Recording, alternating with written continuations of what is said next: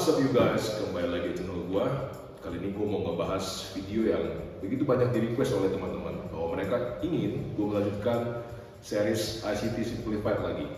Oke, jadi di episode kali ini ya, gua mau ngebahas soal apa itu stop hunt.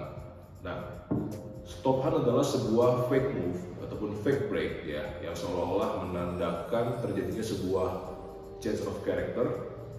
Tapi ternyata itu hanya sebuah sweep sebelum harga melanjutkan tren utamanya. Ya, jadi hal ini kenapa bisa terjadi?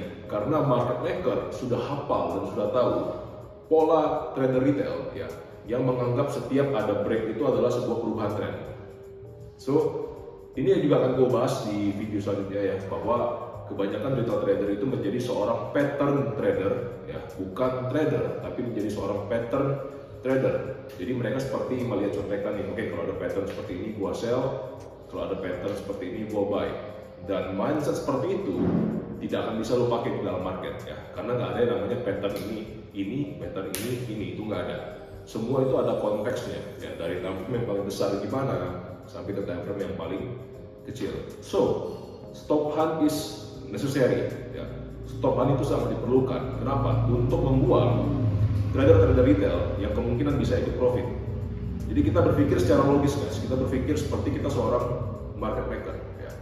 Kalau kita seorang market maker, kita pasti ingin supaya hanya sedikit orang yang bisa ikut kita profit ya.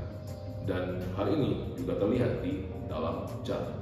So, ingat, stop hunt adalah sebuah fake move ya, yang menandakan bahwa seolah-olah terjadi sebuah perubahan tren, padahal sebenarnya tidak terjadi sebuah perubahan tren. Tren yang berlangsung itu akan berlanjut. Kita langsung aja lihat ke chart sekarang. Oke, sekarang kita udah di chart GBP USD ya. Di sini kita melihat begitu banyak stop hunt terjadi ya. Dari sekilas saja sudah terlihat cukup banyak ya. Contohnya, konteks GBP USD itu sedang uptrend ya. Dari Mei itu sedang uptrend. Baru Juni kemarin, 2 minggu terakhir Juni itu baru akan downtrend. Nah, di bulan Mei itu terlihat banyak sekali seolah-olah ada sebuah change of character, market structure break atau apapun lah ya yang orang-orang bilang ya istilahnya ya. Di sini contohnya ya, low-nya di break, harusnya dia downtrend kan, tetapi apa yang terjadi? Dia kemudian naik ke atas, sebuah fake move. Di sebelahnya pun terlihat lagi ya, bahkan lebih gamblang. Di sini kita lihat low yang ini di break, seolah-olah di break. Tapi itu hanya sebuah stop hunt. Harga nge-sweep low itu dan mitigate FEG yang di sini ya, sebelum dia naik ke atas. Jadi stop hunt ini ya bisa kita hindari dengan apa? Kita memiliki dulu bias utama kita terhadap market ini apa? Let's say bias kita adalah bullish ya. So, setiap ada break ke bawah, kita jangan langsung mengartikan bahwa ini sebuah perubahan tren. Not really ya, kecuali memang konteksnya semua udah jelas, dari time frame paling besar sampai time frame paling kecil itu memang udah jelas bahwa dia akan terjadi sebuah perubahan tren. Baru kita bisa mengasumsikan bahwa itu adalah sebuah valid market structure break. Tapi kalau tidak ada alasan kenapa dia break ke bawah, nggak ada alasan konkret ataupun logis, most of the time itu hanyalah sebuah stop hunt ya.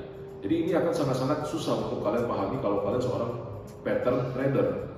Oke, kalau ada pattern beruang gua sell, kalau ada pattern kupu-kupu gua buy ya, kalau dia break ke bawah gua sell, kalau dia break ke atas gua buy. Lu pasti bakal banyak terjebak hal seperti ini ya. Ini pun sangat terlihat jelas sekali ya. Contohnya ini lagi nih ya, seolah-olah break ke bawah tetapi dia naik ke atas setelah itu. Kenapa? Dia mitigate FEG yang ya, dia mitigate FEG yang ini. Ya, dia mitigate FEG ini sebelum dia naik ke atas. Makanya di sebelahnya pun seperti itu juga.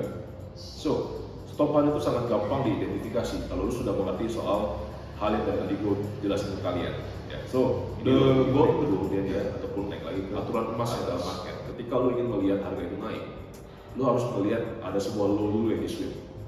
Dan kebalikannya, kalau lu ingin melihat sebuah harga itu turun, lu harus melihat setidaknya ada sebuah high yang di sweep terlebih dahulu.